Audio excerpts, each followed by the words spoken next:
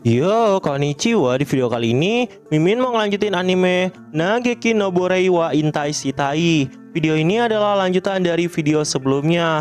Jadi buat teman-teman yang belum nonton video sebelumnya, Mimin saranin buat nonton dulu supaya kalian tuh nggak kebingungan sama alur ceritanya. Tapi buat kalian semua yang mau Mimin lebih rajin uploadnya, jangan lupa tinggalin subscribe, like, dan komentar sebagai bentuk apresiasi dari kalian. Karena semakin rame interaksi dalam video ini, udah pasti bakalan bikin Mimin jadi semakin rajin upload juga. Yaudah nggak usah lama-lama, kita langsung aja yuk gas ke videonya.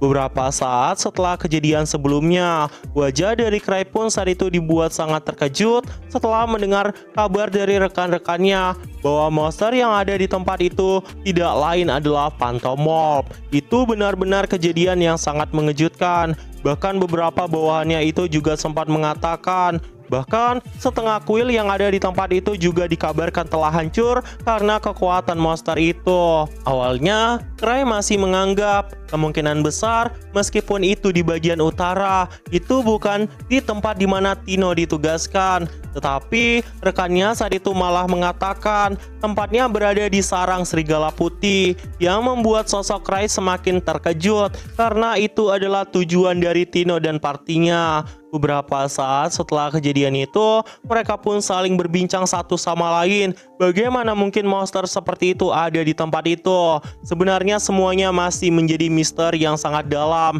Sedangkan di sisi lain, Cry saat itu benar-benar merasa khawatir dengan rekan-rekannya yang diperintahkan olehnya. Bahkan Cry yang awalnya biasa aja pun kemudian berkata di dalam hatinya dengan keringat yang saat itu bercucur deras, sesuatu yang buruk bisa saja terjadi. Apa yang harus aku lakukan? Tapi Gilbert itu kan punya relik, mereka kemungkinan pasti bisa mengatasi semua itu.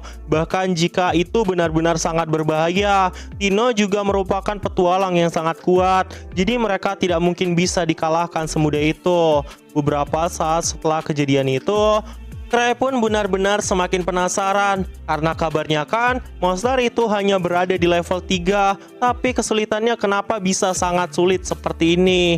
Namun orang-orang yang ada di tempat itu pun kemudian berbincang satu sama lain, dan beberapa dari mereka pun juga sempat bertanya kepada Cry, "Oh ya Master, ada apa denganmu? Kau sangat mencurigakan, sepertinya kau memiliki sebuah masalah." Mendengar ucapan seperti itu, Cry pun kemudian mengatakan kepada mereka, "Iya, kau benar, aku malah menyerahkan tugas ini kepada Tino." Mendengar ucapan seperti itu, rekan-rekannya pun terkejut dan berkata, "Tino kan masih level 4, itu berarti dia pasti akan mati di tempat ini." Mendengar ucapan seperti itu dari rekan-rekannya, Cry pun semakin terkejut dan berkata di dalam hatinya, "Kenapa selalu saja seperti ini? Aku selalu sial dan waktunya benar-benar sangat tidak tepat. Aku benar-benar tidak bermaksud memberikan resiko yang sangat besar kepada Tino dan rekan-rekannya. Tapi mau gimana lagi, aku harusnya tahu informasi ini lebih lanjut sebelum aku memerintahkan mereka. Aku bukanlah iblis. Jika aku tahu semua ini, tidak mungkin aku menyuruh Tino pergi ke tempat itu." Beberapa saat setelah kejadian itu, rekan yang ada di tempat itu pun berkata kepada Cry, "Itu memang kuil level 3, tapi ada hunter level 5 yang menghilang ketika sedang melakukan ekspedisi di tempat itu. Jika Tino hanya berada di level 4, dan anak-anak kecil yang ada di tempat itu hanya berada di level 3, bagaimana mungkin mereka bisa mengatasi semua itu?" Mendengar ucapan seperti itu, Cry pun langsung mengecek siapa level 5 yang dimaksudkan olehnya. Itu ternyata tidak lain adalah Rhodopdelp, yang merupakan hunter level 5. Diketahui dengan kemampuan tombaknya yang sangat mengesankan, Rhodop dikenal sebagai pengguna tombak yang sangat terkenal. Tetapi bagaimana mungkin orang sepertinya bisa menghilang di tempat itu? Beberapa saat setelah kejadian itu, kita diperlihatkan Cry yang saat itu masih merasa kebingungan dan berkata di dalam hati, "Kupikir Tino waktu itu berkata bahwa dia masih level 4. Kenapa Garg malah memaksakanku untuk menyelesaikan misi seperti ini? Apa yang harus aku lakukan jika seandainya junior-juniorku itu nanti mati? Aku bisa kehilangan muka di depan semua orang." Beberapa saat setelah kejadian itu, Cry pun mencoba mengelakkan nafas sambil berkata kepada semua orang yang ada di tempat itu, "Bukankah ini juga termasuk latihan?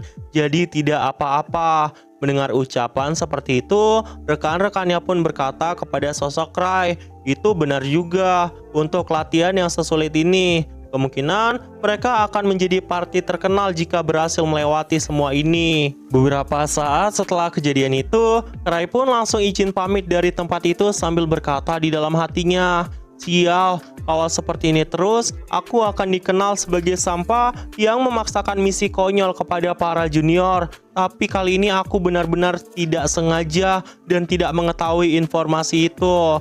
Dan parahnya lagi, tentang pedang api penyucian dari Gilbert itu, aku malah memakai semua mananya. Apakah mereka benar-benar akan baik-baik saja?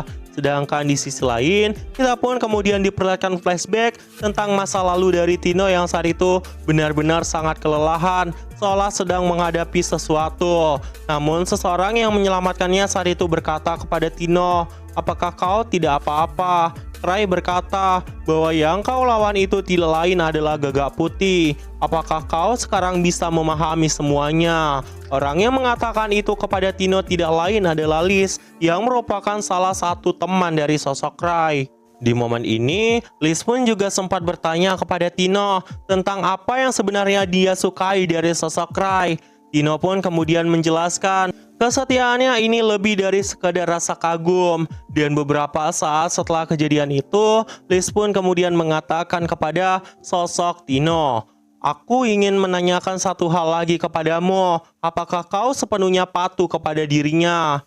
Kau harus mengikuti apa yang dikatakan oleh sosok Rai, meskipun dia memerintahkanmu untuk sesuatu yang mustahil atau candaan yang sangat konyol itu. Meskipun kau harus mengorbankan nyawamu, lakukan saja apa yang dia inginkan, dan kau harus benar-benar mempercayainya. Jika ada orang yang berani menyerang Rai, maka aku mau mereka semua dimusnahkan, meskipun dia adalah seorang bangsawan atau hunter terkuat sekalipun. Tidak akan aku biarkan seorang pun melukai dirinya itu. Untukku, jika ada orang yang berani melawan dengan niat membunuh seperti itu, meskipun hanya sedikit, aku akan langsung membunuh semuanya.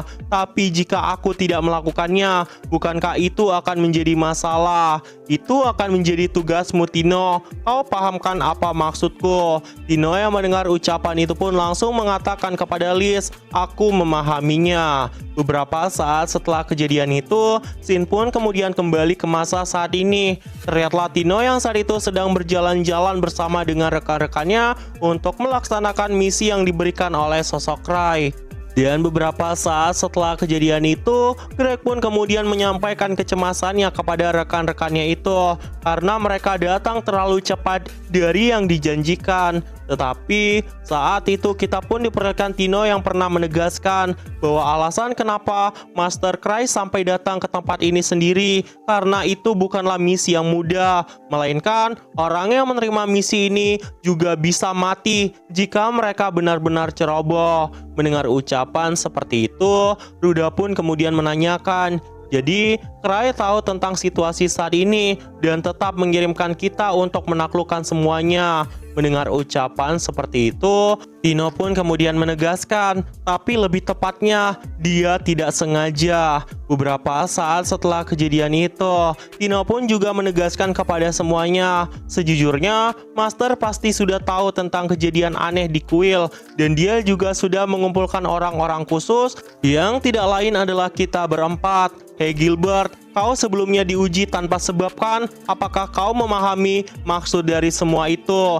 Dia ingin membuat kita lebih berkembang daripada sebelumnya." Ruda yang mendengar ucapan itu pun kemudian kembali menanyakan, "Tidak peduli apa yang kau katakan. Sejujurnya, bahkan ketika rekrutmen waktu itu, semuanya hanya kebetulan. Intinya, jika dia ingin mengirim seseorang, kenapa tidak mengirim hunter yang lebih hebat dari kita semua?" Greg yang mendengar ucapan dari Ruda pun juga membenarkannya, karena ini pertama kalinya mereka bertemu dengan sosok Rai.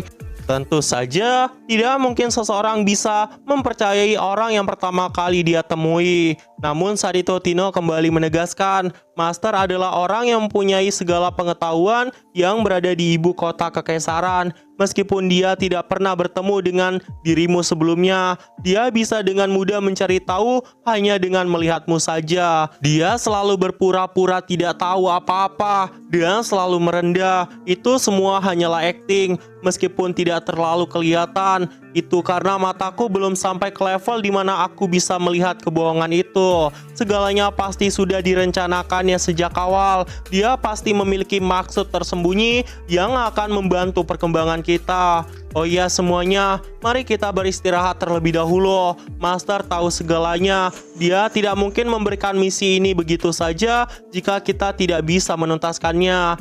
Aku yakin jika kita tidak takut mati, kita pasti bisa melakukan semuanya. Tidak peduli apa yang akan terjadi, kita akan kembali hidup-hidup. Mendengar ucapan seperti itu, rekan-rekannya pun merasa sangat cemas. Namun tiba-tiba, Tino pun saat itu memukul tubuh dari sosok Greg yang membuat Greg pun terpental ke belakang karena muncullah sesuatu di tempat itu yang hampir saja memotong tubuh dari Greg. Orang-orang yang melihat kejadian itu pun langsung waspada.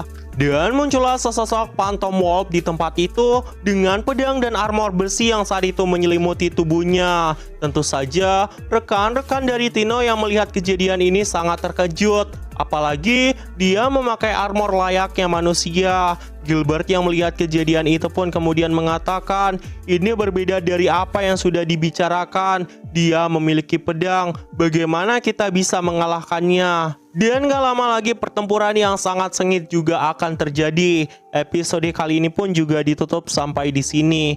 Nah jadi itu aja, dan tunggu video-video gue selanjutnya dan see you!